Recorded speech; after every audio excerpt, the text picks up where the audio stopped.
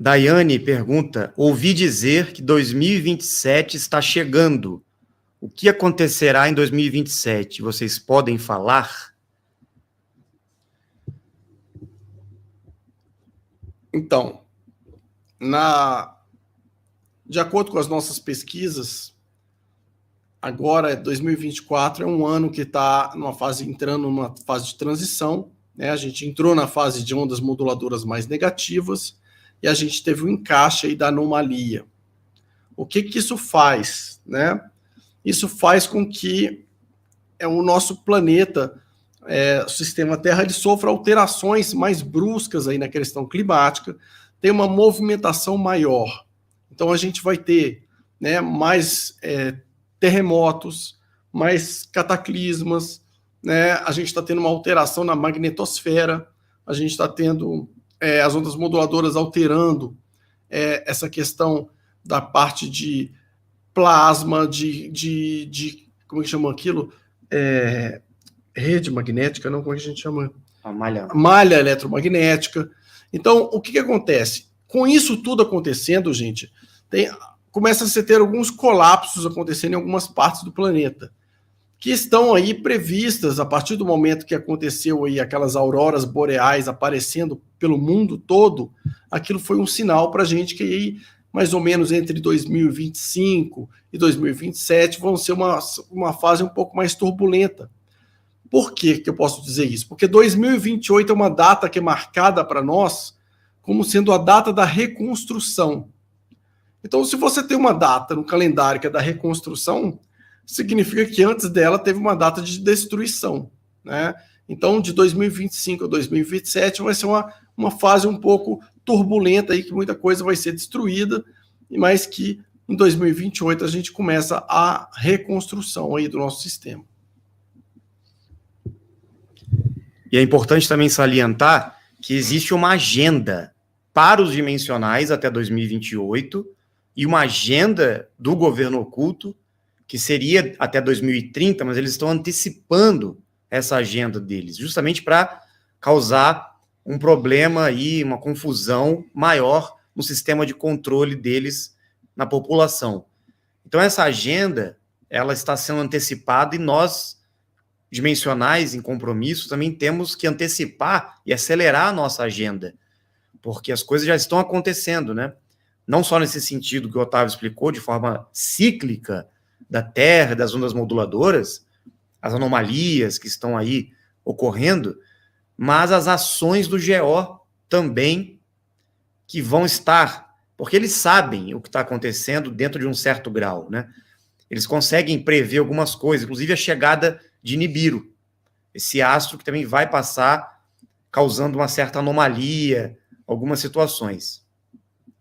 Então, essa agenda para 2027, alguma coisa vai acontecer que uma grande mudança está por vir para positivo, apesar de estarmos numa fase de transição e o GO está tentando acelerar o processo que aparentemente pode ser, não estamos afirmando aqui que vai ser algo negativo, mas que pode gerar alguma confusão ainda no sistema, para que a humanidade fique um pouco perturbada, né, e confusa, até mesmo diante dessas mudanças que a Terra está passando. Então nós, dimensionais, todos nós, não só de Dáquila, todos vocês que estão chegando, né, fazem parte desse movimento de informar as pessoas sobre essas coisas, dessa agenda 2030 que está sendo antecipada, dessas mudanças da Terra, as anomalias, as ondas moduladoras, tudo isso, porque a população precisa estar preparada para qualquer coisa que possa vir a acontecer. Então a gente não vai afirmar que na data tal, no dia tal, no ano tal, vai acontecer uma situação, vai vir um tsunami, vai ter um terremoto. Não.